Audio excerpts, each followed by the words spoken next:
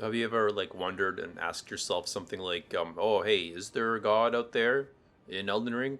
And then you play through the game and then you end up beating the game and then you've killed God actually. But I mean, is this the real god that we killed, or is this some kind of like lesser god maybe? Because it seems like in Elden Ring there's lots of gods actually, and we can kill some of them. And after we kill them, we can take their treasure away. So that's cool. But if we've got all these lesser gods that we can kill, does that mean that maybe there's some bigger god that we can't kill, that we never get to actually fight against in the game?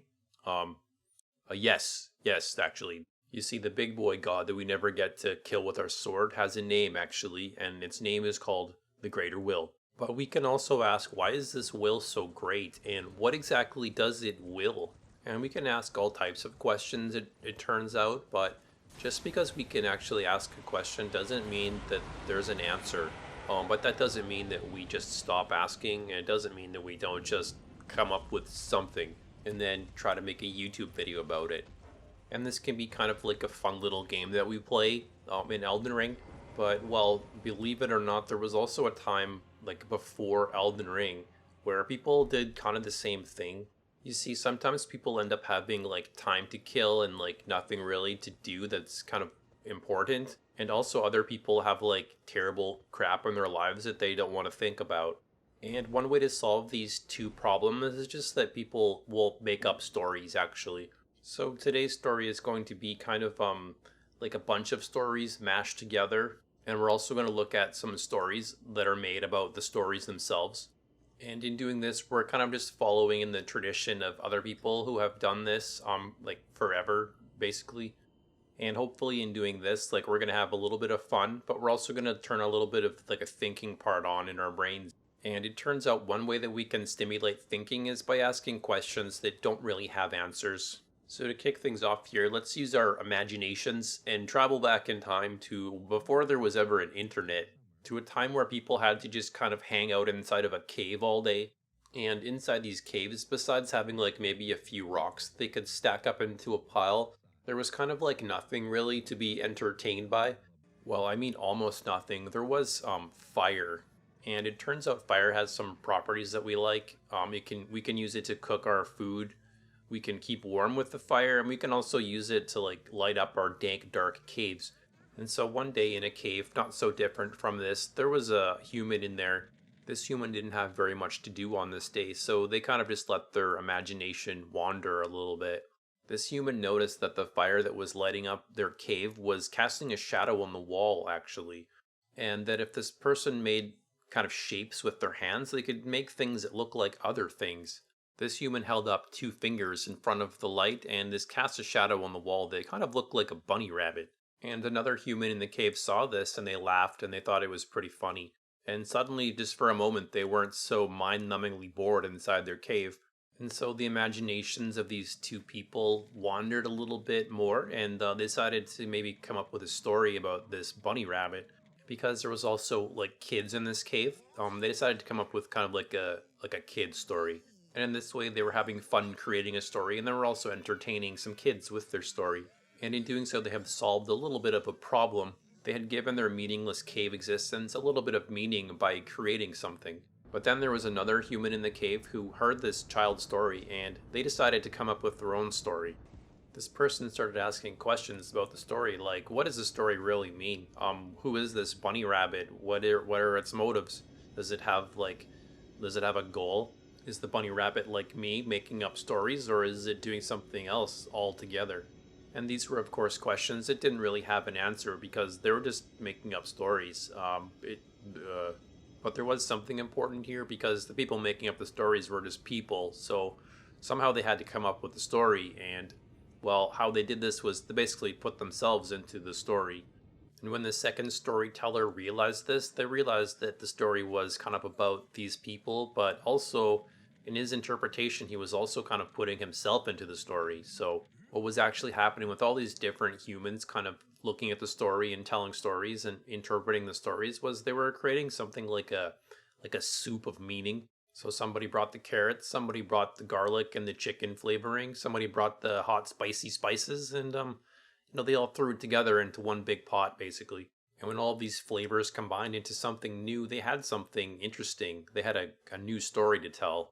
And in a way, kind of like how a soup is nourishing to the body, this soup of meaning was somehow nourishing to their brains because it kept them from going completely insane from boredom inside of their cave. But also, since there was all this interpretation going on, one of them realized they could actually kind of smuggle in a message into all the stories for the kids to take away because, well, kids gotta learn things about the world. But then one day inside this cave, there was another human who had basically had their fill of soup. They wanted to try something different. The bunny rabbit story was fine for kids, he thought, but he wanted a more adult story. And what he decided to do is basically describe like how the story was being told. He said what we've got is these shadows on the wall, and then we've got this thing in the background that we can't see making the shadows. And then he says, well, if we don't know what's making the shadows, how do we know that it's not a real bunny rabbit? Like, how can we be sure that we're not getting tricked by somebody with making a puppet with their hands? And so he thought about this for a little while, and then he kind of realized that there really was no answer. He had found a really good thinking thing for his brain. And so he stayed up all night thinking about the problem because he couldn't sleep because it was such a good thinking thing. And then he decided he's just going to make this into like a story. And while it wasn't as fun as the bunny rabbit story, everyone would admit it was still kind of interesting. And surprisingly, a lot of people liked his story. Turns out being stuck in a cave all day and being bored was a fairly common experience. And then way later, there was another guy who had kept himself up all night thinking about shadows on the wall and trying to come up with some kind of solution.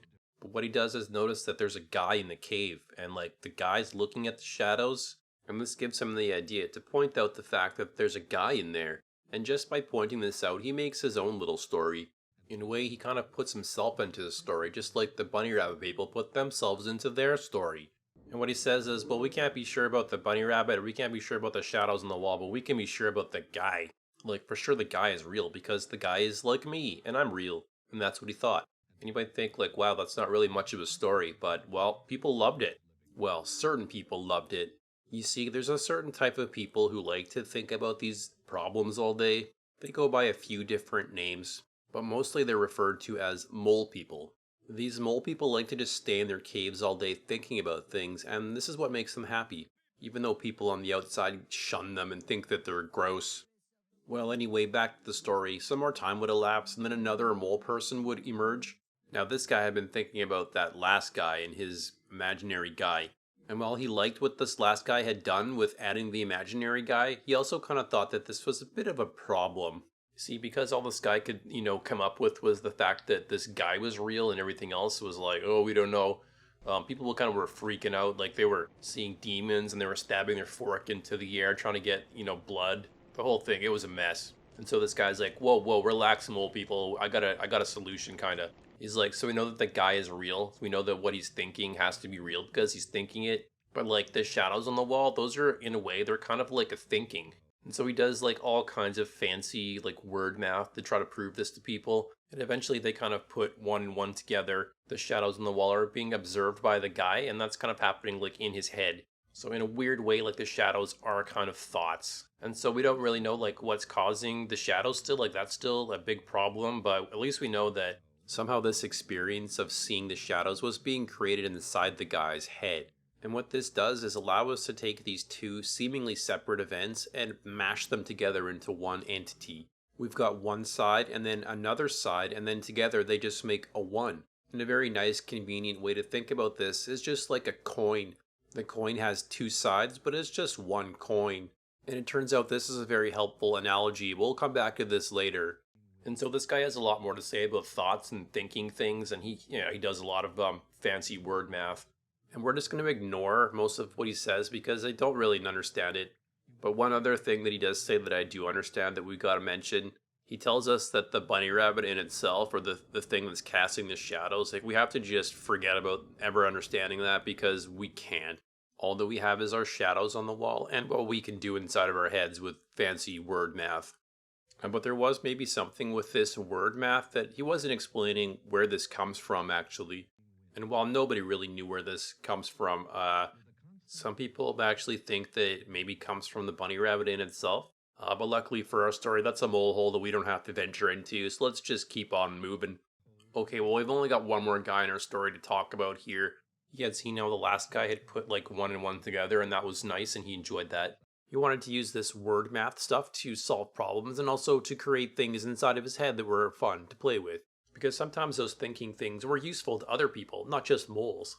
And this was pretty much standard mole behavior at this point. But this guy, he was a little bit different than the other guys. He was a bit more of a grumpy mole. See, one thing that moles like to do is they always want to like one up the last mole. And when they do this, this makes them very happy because they think they're going to sell a book and make a bunch of mole cash. What he was interested in was the bunny rabbit in itself. And where the last guy had said, "Well, you're wasting your time, man. We can't know anything about the bunny rabbit itself. We have to just focus on the shadows and we can have our thoughts in our head and that's it." But this new guy thinks like, "No, we can go further. We can know something about the bunny rabbit itself somehow." And sometimes when we're telling stories, we have to just kind of leave things out because it's going to bog things down. We want to keep the story flowing, so we're going to ignore the part where they have an argument here. And so this new guy makes a claim that you can actually know things about the bunny rabbit in itself because the bunny rabbit in itself is actually like inside you, kind of. And so you can just look in there and you can figure things out. And so this guy looked inside of himself, and what he saw was a lot of like doo doo. He was kind of a grumpy guy. He didn't care for people. He just wanted to stay in his little mole hole and just be left alone. But he also wanted to sell a book, so he came up with something. And by looking inside, he realizes that the bunny rabbit itself it wants something, but it can never have what it wants. It doesn't have any purpose or direction. It just strives blindly, and it's this exact same aimless striving that we find inside the shadow bunnies. And so his solution to this problem is essentially just to ignore the striving part, like just pretend it's not even there. And well, that was kind of a confusing idea, but people kind of, they understood sort of like what he was talking about, kind of. And this way, instead of telling stories to distract from the suffering, you just stop the suffering right at its root by denying it. And it might make sense in theory to put those foolish ambitions to rest. In practice, it's a lot more difficult because, part of that is just staying alive, and people would just rather eat soup. And so the grumpy moleman was trying to solve the same problem, but well, what he was selling was a bit more difficult for people to eat because it was essentially just nothing. But the grumpy moleman wasn't done just yet. He wanted to do another move. What he does now is to borrow the same cave story and use it to tell another story about the bunny rabbit in itself. And what he notices now in the story is that the shadows, like the wall that the shadows are being cast on, is all kind of busted up and mangled. Like it's not a very good flat surface for the projection. And also, while the light source is coming from a fire and the fire is kind of flickering around and it's not very steady. And so what happens because of all these problems is the shadow bunnies end up being messed up. But this is only true of their appearance because remember, they're all being projected from the same original bunny in itself. So the shadow bunnies actually have the bunny in itself in them, but they don't know this because they all look different. And because they all look different, they all believe that they are different. And while we can find some kind of beauty in this difference, some kind of interesting stuff happening, the apparent differences also create a problem because these bunny rabbits are very competitive, nasty little creatures, so we'll use any excuse to murder the other bunny rabbits. But remember now our grumpy mole thinks that he can mind read the bunny in itself, so like he knows what it wants, kind of. And not only does it want to keep itself going, but it wants to be projected onto the wall like properly. So if we had a good flat wall and a nice steady light source and a good angle, well then the shadow bunnies would just look like the bunny in itself. It wouldn't have all these problems that arise out of these trivial differences in appearance. But unfortunately for the bunny in itself, the world just wasn't made perfect. So not only did the shadow bunnies want things that they could never have, the same was true for the bunny in itself wanting things that it could never have. And so our grumpy moleman comes back and says, well, just stop wanting things you can never have. But as it turns out, unfortunately for the shadow bunnies, wanting things they can never have is just part of the game. Having nothing to eat can be kind of difficult, and they would never become perfect reflections of the bunny in itself. And so the suffering is just going to continue regardless, but we can try to deny the suffering by accepting things. And when we can't accept things, we can just have a nice hearty bowl of soup. And this reminds me of something, oh yeah. But there was one more trick that this old miserable mole is going to teach us. It was a coin trick. Remember that coin trick from before? Well, we're going to use it again. So we've got the shadows on the wall. That's going to be one side of the coin. And then we've got the bunny rabbit in itself, which is going to be the other side of the coin. And then, well, the coin, we just call that the world, basically. So the world is kind of like our cave scene, like the whole scene all together. And also the whole cave scene is just kind of like the guy making the story. And that's us. All right. let's pull back and look at the bigger picture and realize we've got a bunch of different stories now about the story. So we can be entertained by stories and distracted by stories, and sometimes we need that, so that's a good thing. And also we can use our interpretation brains to come up with some kind of meaning in the story that's not like directly there, it's something that's kind of above it. And because interpretation relies on us knowing something that's like kind of outside the story, this allows a whole other level of meaning to be created out of a story. But also because of the whole interpretation thing, the message could get lost and also kind of scrambled up and mixed up and like turn into a different message. Important messages should be unambiguous, but because these stories were so fun and so good at distracting us from our boring cave lives, we would just continue telling stories and making up stories and finding meaning in the stories because, well, we need to cope somehow. And again, there's nothing wrong with cope, it's just something that everyone has to do. So is this a good cope or a bad cope? I mean, a lot of people will find meaning in stories, and other people kind of take it too seriously and think that stories are like real. So, I mean, it can go either way, I suppose, right? Just like a lot of things. Okay, well, we went on a bit of a journey there, but now let's go back to where we started in our original cave, which was talking about Elden Ring. And let's see what kind of story we can make out of this story to distract ourselves today. So, one of the many pointless endings that this game gives us to choose from is something called the Frenzy Flame ending. And to get to this ending, we go down under the sewers, under the ground, under the capital city, and we find Hyetta down there. And Hyetta, of course, being a bit of a storyteller, decides to tell us another story about the story. And she tells us, long, long ago in a galaxy far away, there was something called the One Great. Somehow something happened to this One Great. It was fractured into pieces. And that it was actually this fracturing that caused all the problems. And in one way we can see when Marika shatters the ring, a similar thing happens when a fracturing creates a lot of problems in the world. And this One Great being split into pieces is kind of the same thing that the grumpy mole man was talking about earlier. If we remember back a few minutes ago, one of the properties that the grumpy mole man proposed for his will was that it didn't like to be split up into all these different nasty little shadows on the wall. And that when we humans, using our mental processes, split this thing into pieces, we're doing something that goes against the bunny rabbit in itself or the greater will. And just like Hyetta tells us, all the problems that exist in the world resulted from this original fracturing. And as we learned previously, there's all sorts of problems that arise when we divide the world up like this into different pieces. The whole man being wolf to another man thing we talked about last video, that's related to this as well. There's more than one type of splitting, as it turns out. And so what's the solution, according to Shabiri, who inhabits the body of Hyetta? Well, this proposal is kind of like a final solution. Hyetta would simply take man being a wolf to another man to the absolute extreme. And this is because this Lord of Frenzy Flame comes out of madness and desperation, but it also comes out of something much worse, which is literally torture. This is something only made possible in the very extremes of black and white thinking. And this is referred to as dehumanization. And when this madness is coupled by another one of these inverted forms of empathy called sadism, what results is the absolutely brutal and horrible act of torture. And what comes out of the tortured soul is certainly not the One Great, more like the spirit of something like the Joker. As horrible as the Joker figure is, I mean, he's created by something else, which is even more horrible. And the logic of this yellow flame of frenzy is certainly not to maintain one's own continuity. It's the direct opposite. The tortured soul seeks to destroy all, including itself, a final solution to end all the suffering. And it's really in this annihilation of all that we find Melina challenging us. Because as I talked about in a former video, Melina actually represents the purest form of Marika's will. And where Marika takes this idea to the absolute extreme, Melina represents the much more tempered form. The striving for one's self-continuation that all living things have within them. And this is the same seeking one's self-continuation that we learned previously with the Grumpy Moleman in his version of the bunny rabbit in itself's will. We can also just call this the will to life, and it's exactly this that's represented with Melina. At this point, I think, we've been in this cave for a while. We've been kind of way, way underground in the deep, dank darkness, and maybe it'd be nice to get outside. Let's go outside for a little walk.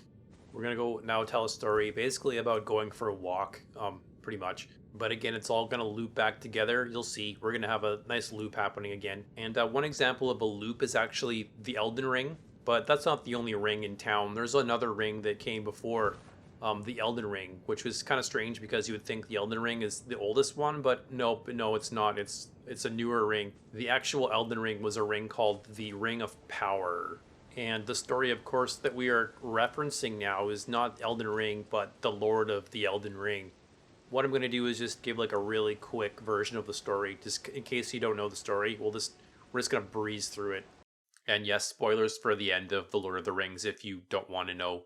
So in The Lord of the Rings, there's a bunch of different kind of species kicking it. Like there's not just humans like there is in Elden Ring. We've got all kinds of other kind of human-like things. So we've got just normal humans, but we've also got things like hobbits, elves, dwarves, other guys. So they're all kind of like humans, but they've got these, I guess, exaggerated human traits in the different species. So, for example, elves have kind of maxed out intelligence and archery skills, but they don't really have any like human empathy. Or, for example, like orcs, we've got them kind of maxing out strength and brutality, but not really having any human empathy, really. And out of these different humanoid characters, we find that the orcs are actually the least free.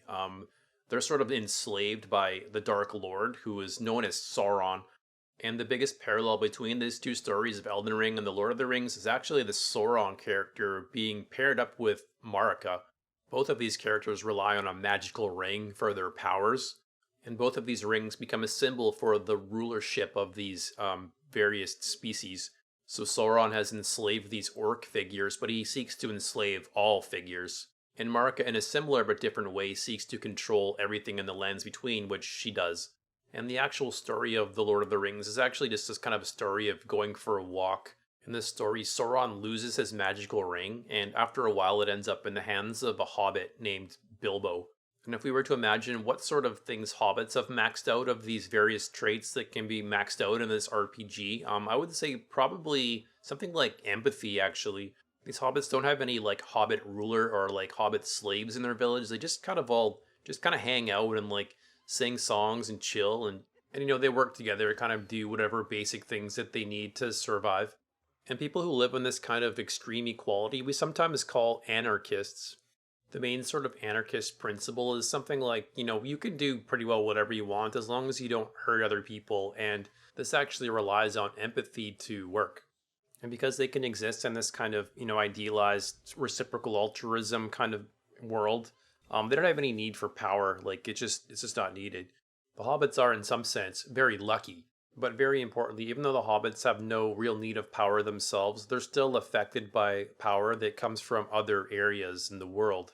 Anyways, back to the going for a walk story. One day, this wizard named Gandalf comes to the Hobbit town, and he informs the hobbits that Sauron is back, and they're going to have to get rid of this ring of power because, well, Sauron wants his ring back, and he's going to basically kill them if he doesn't get it. So because Bilbo Baggins is too old, he gives the ring to his nephew Frodo to take. And so Frodo and his gang of friends, they decide to go for a big long walk to Mordor. And because the going for a walk part's kind of boring, we don't care about that. We just want to skip to the end and give it a ranking.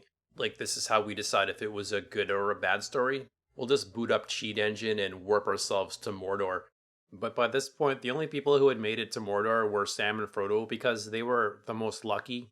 I mean, well, you could definitely make the case that Merry and Pippin were more lucky. Like, if you think sitting around all day smoking pipeweed and eating salted pork is better than hustle-grustling for the Dark Lord, I mean, then they're a little more lucky, but, well, they're also losers. So let's just, let's not get distracted by these subplots. Let's get back to Frodo and Sam, the main characters. Frodo had become somewhat corrupted by the ring because he had to put it on a few times, and it kind of messed him up a little bit. But luckily for Frodo, he had his friend Samwise Gamgee with him. Sam had never put on the ring, so he'd never been corrupted by it, luckily. And at this point, we need to kind of look at this relationship between Sam and Frodo because, well, at this point, it has become a toxic relationship. Now, in that last video, I was talking about loyalty and how it can definitely be, there's a bad side of loyalty. And we can see the same kind of thing popping up right here, actually.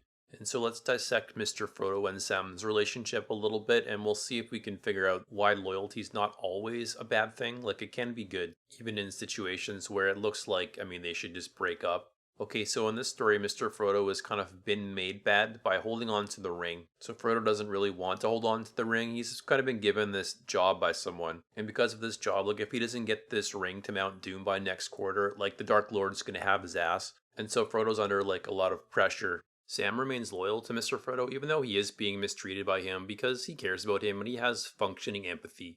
But here's kind of the secret. Like in this story, there is a defined endpoint. Like if they can just get to Mordor and actually destroy this ring, then Mr. Frodo will revert back to normal and they can just go back to having fun again. Okay, so there's a defined endpoint and there's like an actual like tangible goal. So all these things together actually creates a boundary for Sam. And as the story plays out, well, all the promises were actually true, and like they do actually destroy the ring, and Frodo does actually revert back to normal. So I mean, all of Sam's like putting up with being mistreated by Frodo, which he was, like he was being mistreated. Frodo needs to kind of own that. But despite all this, Sam does remain loyal to Frodo, and because of that loyalty, they're able to actually push through and get to the goal. And really, like Frodo could not have even done it without Sam's help. So in the bigger picture, Sam was really doing the right thing, and he was a really good friend.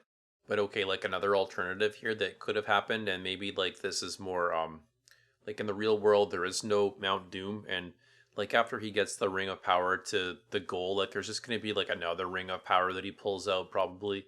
And then in that case, I mean, unfortunately for Sam, like the boundary's been violated, and if he needs to like stand up for himself and just peace out at that point, like that's the end. You can go hang out with Merry and Pippin for a bit, do whatever, just get himself together. He'll be okay, he can find another friend later. Okay, well let's get back to the story here. Let's get back to the final showdown. At this point, our heroes have just kind of made it into Mount Doom, and they're gonna try to destroy the ring. Okay, so there they are on the bridge, and then well, Sam he's waiting for Frodo to throw the ring in the lava, right? He's because like this is the big moment, he's got to do it. But then at the last minute, I knew this would happen. Frodo is like, I can't do it, dude. I'm too evil now, and he puts the ring on his finger and disappears. Okay, so if you're paying attention to the last part, this is the boundary violation that Sam had been looking for, and at this point he needs to just turn his hobbit booty around and just walk right out of there. But then a character that I didn't even mention called Gollum pops out of nowhere. Because Gollum himself was like so corrupted by this ring for like a million years, he had to have it back too. So he jumps on Frodo and bites his finger and takes the ring off, and then but then Gollum he slips on some dead fish, I think, and then slips, then falls into the lava and dies, which would have been Frodo falling into the lava, probably killed by Samwise if that had not happened. So Frodo got pretty lucky actually. So in summary, Sam got lucky and Frodo got lucky too, but Gollum, I mean, he didn't. Well, he was lucky for a long time, so he did have that going, but eventually he would become unlucky. Oh, but then luckily, just because Gollum became unlucky, that would actually work out in everyone else's favor, actually. So, I mean, it's kind of like Gollum saves the day, actually, in a way, but like he didn't mean to do it. He was just following his own like selfish needs, and then like just by some freak accident, he ended up saving the day. So there you go. So I guess the lesson of the story in this RPG is, I mean, you really want to roll Hobbit because like they've got a lot of luck, and also because they're like anarchists, they're cool. But one kind of downside with hobbits is they've got like gross hairy toes. So if you're into feet, maybe go elf. All right, well there you have it. That's the Lord of the Rings, perfectly told with no mistakes. And now what I'd like to do is do a little bit of a compare and contrast between the Dark Lord Sauron and the Golden Queen Marika, because like I said, they're very similar characters, but they've also got some differences that I think are maybe important. First, let's talk about the power rings themselves that these characters have. The ring of power that Sauron creates was something that he created himself, like it was a DIY project. And Sauron actually puts a bit of himself into the ring, like it takes a little piece of his evil power and just kind of puts it in there. And as someone who has like literally worked on things before, I do kind of appreciate this little piece of Sauron's story. When we put a lot of time and effort into some project, it does feel like we put a little bit of our soul into it. And Sauron teaches us that the same thing even applies to Dark Souls. Marika's superpower ring is something that kind of gets thrown down from space. So the Elden Beast is actually the ring itself in like a different form. And we're told in one of the item descriptions that how this happened was the Greater Will kind of sent this thing down to the lands between. So we have to imagine that the Greater Will actually wanted to have like a singular ruler, but also that this ruler was meant to be like a vessel for the Greater Will. But we also learned from the storyline with Mother of Fingers that any kind of connection to the Greater Will had just been broken, or maybe that it never even existed to begin with. So in this case, Marika was not the real chosen one. She was just kind of like a usurper. And because she was not the real chosen one, her human side would get corrupted and then, well, Ring of Power and then, well, Shattering War, etc. It seems like maybe this ring was never meant to be worn by a human because, again, humans are flawed. But I think I'm going to give the ring ranking to Sauron because he did it as a DIY project, and I think that's just cool. So 1 point for Sauron. Alright, so next let's take a look at the actual characters. Let's get into Sauron first. Okay, Sauron, the Dark Lord. You know him, you love him if you're like a masochist, maybe. Surprisingly, Sauron actually has part of the greater will in him in the sense that he seeks to unite all things. The problem, of course, is that this unification is based around hatred of an other. And in this way, he's very much like the Lord of Frenzy Flame in Elden Ring. He seeks to unite all things through, like torturing them. And because hatred just breeds more hatred by like its nature, the only end to this system will be complete self-destruction. And if we were able to somehow peer inside the Dark Lord's heart, we would find out actually that he really just hates himself, and that's kind of sad, I think. The Dark Lord wants to destroy himself ultimately, so this means that he does not seek his own continuation. This is the part of the greater will that he's actually missing. And it's actually this thing about self-continuation that Marika actually has. What she's missing is the unification part. Marika is the golden god, which means that she's literally better than everybody else. I mean, like in her mind. And because she has this grandiose delusion, the possibility of her kind of standing side by side with her people is just not going to happen because that's just gross really to her. So to summarize these two systems, we've got like a kind of messed up broken solidarity with the Dark Lord. So they're kind of like hobbits, but they're like hate hobbits. Or Marika's like top-down hierarchy system where the elites kind of look down upon their people with disdain and there's no solidarity. So then just with our greater will standard that we're going by, this no splitting part, even though their unity is created by hate, I mean, it's still unity. So I think we gotta get another point here to Sauron. Okay, I'm very surprised here by the Dark Lord's performance. The Dark Lord has really brought his A game. Let's see if Marika can turn it around for next quarter. Okay, next up here, we're going to compare the two characters themselves and see how they kind of measure up. So even though in the movies and the stories, Sauron comes across as like a pure evil guy, according to Tolkien, Sauron wasn't actually like 100% evil because he didn't actually believe that that was possible. The better way to understand Sauron from the author's perspective is that he was about as evil as it gets, and that like all tyrants, Sauron had just been corrupted by power. But at least from the perspective of the movies, there's really no like backstory that would humanize Sauron at all. Queen Marika, on the other hand, like we know about her background in the DLC and how like it's kind of the same story that we've talked about previously. Like she comes from like trauma, circumstance, and probably midichlorians as well. I mean, they're not called midichlorians in the story, but you know what I mean. Like she's kind of like the chosen super shaman, right? So definitely there's some randomness going on in the story there. And because we get this more human picture of Marika, well, she's a little bit more of a sympathetic character. You can definitely imagine that early in Marika's career that she may have actually had like genuine positive ambitions to like bring peace to the world. I mean, at least given the fact that she's more humanized with the story, that we can kind of see that in her as a possibility. Not like the Dark Lord Sauron, who there doesn't seem to be any possibility of goodness in this guy just because of how he was written. And in this sense, I feel like Marika's maybe written a little bit like Dany in Game of Thrones. Potential spoiler alert, Game of Thrones ending. We could see her starting off with kind of like a genuine goodness, like she wants to do good in the world, but well, because of factors that are really outside of her control, she ends up just kind of becoming evil in the end. And it also seems like the reason for this evil has something to do with this ring of power thing. At least in Marika's case. In Dany's case, I think it was more to do with like midichlorians. Okay, so 1 point for Marika. Okay, so now let's compare like what it would be like to live in one of these two worlds. Like, would it be better to have Sauron as a ruler, or would it be better to have Marika as a ruler? And well, this one's pretty easy because like Sauron's basically like the worst of all possible evils. So I mean, we got to give this one to Marika, I think. But let's give Marika maybe a little bit more credit than that, because I think she does actually create some goodness in her world. I mean, she does it kind of like accidentally, but like at least in my kind of moral calculus, the intentions really don't matter that much. It's really more about the outcomes. So because Marika has this kind of deep-seated desire to be worshipped by people, this actually creates an incentive for Marika to give her people things so that they'll actually like her. So of course this is kind of like a transactional thing, but Marika doesn't really know the difference. She just wants to get like the appearance of love because that's kind of all she knows. So instead of hoarding like 100% of the magical tree sap to herself, she actually has to give some of this to her, like her people. And this would have been especially true in the early days of Marika's rule because this was when she had her like age of plenty happening. Like there would have literally been so much like magical tree sap that she couldn't even hold it all, so it just kind of spilled over and people kind of sucked it up off the ground. Now since people have magical tree sap, but they don't have to kill each other for food if they don't want to, well this also gives them time to do other activities, which is good. And if we compare that to the Dark Lord's cannibal world, I mean, I think it's better to have peace, even though it's kind of like an unstable, kind of conditional peace.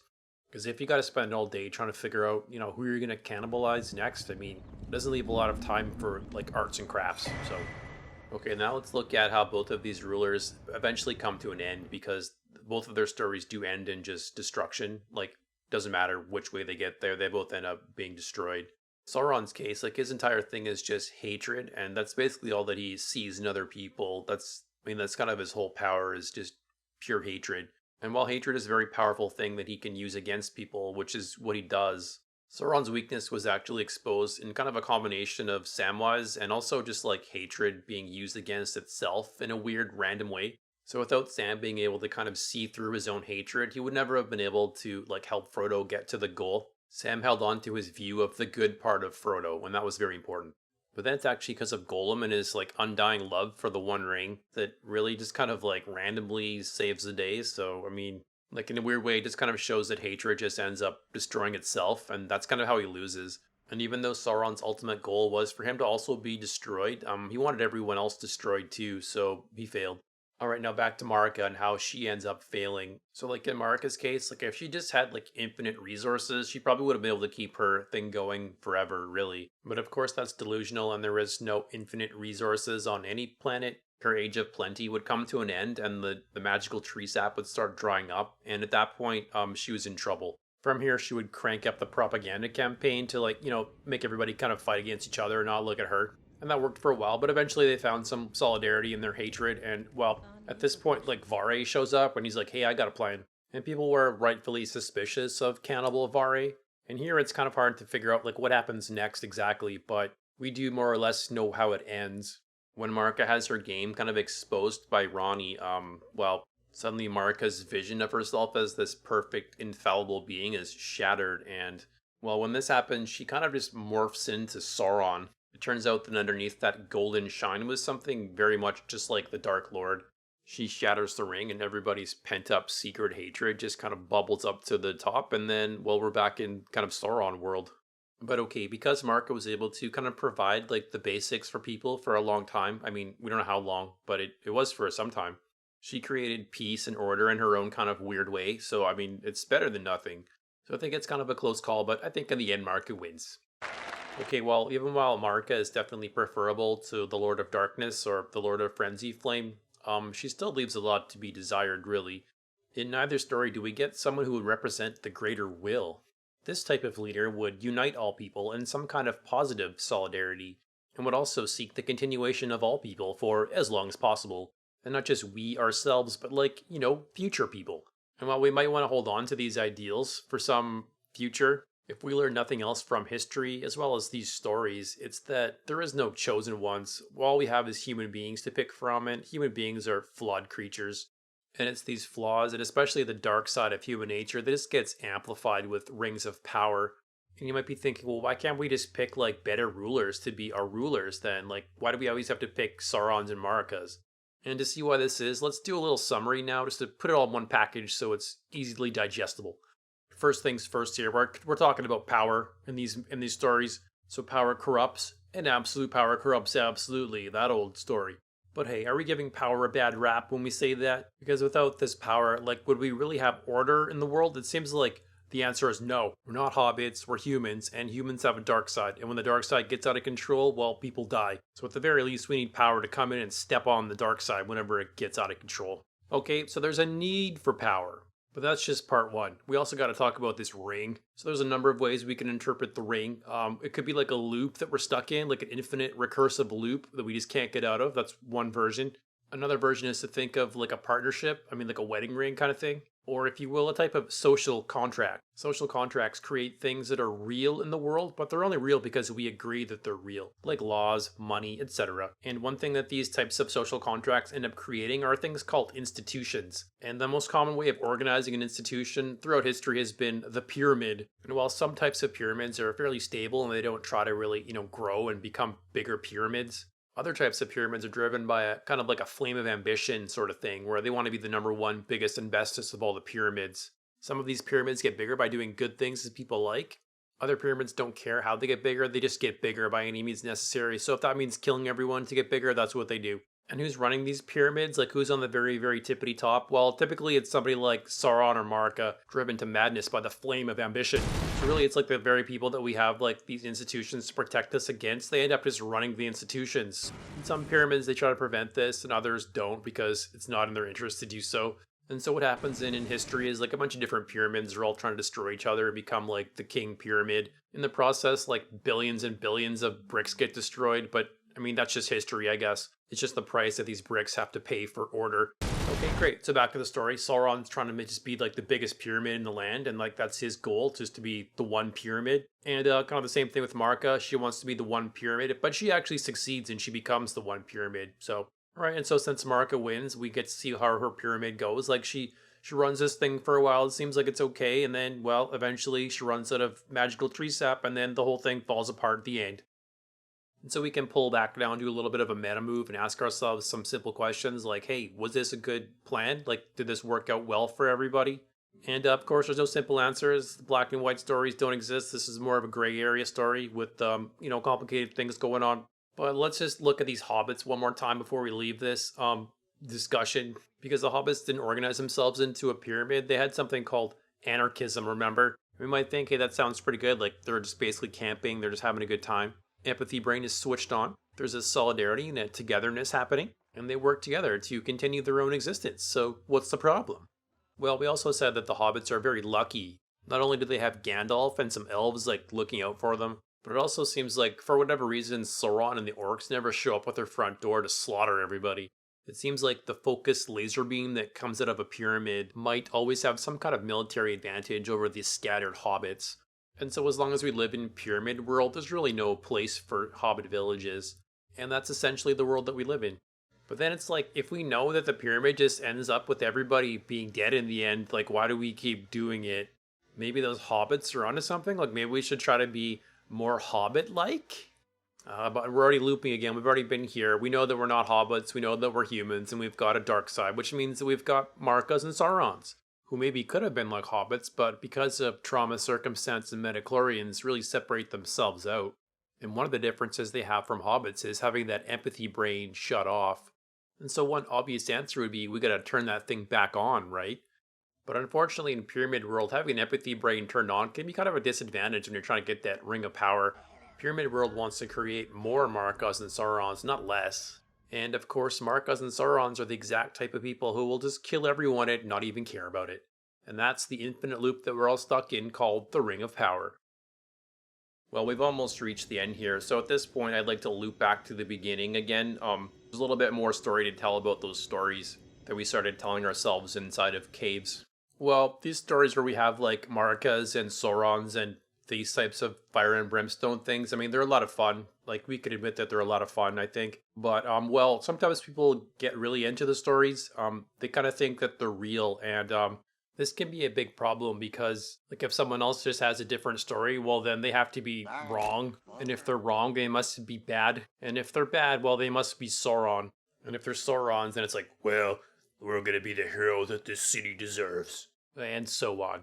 But okay, here's the real problem. Like, because it's so fun doing, like, terrible Batman impressions, this means that our empathy brain just gets shut off because we don't care about how the Joker got his scars. We just want to, like, punch him in the face. And to be clear, sometimes there are real Jokers and there are, like, real Batmen that have to punch him in the face because there's no other choice. The problem is that everybody wants to just believe that they're Batman. And when all you've got is a Batman, everything begins to just look like the Joker. But most likely, most of the time, you're not Batman. You're probably just kind of having a little moment. And just because someone doesn't agree with you, it doesn't mean that they're the Joker necessarily. And so what would be like a lot more useful for everyone is if we could just, everyone just stop trying to be Batman all the time and try to be something like a Hobbit. Try to keep that empathy brain switched on like as much as you can. And who knows, like maybe if enough people do that, like eventually we won't really need to have as much pyramid world and we could have more of a Hobbit world. And that's kind of a nice story. And I'm going to leave it there.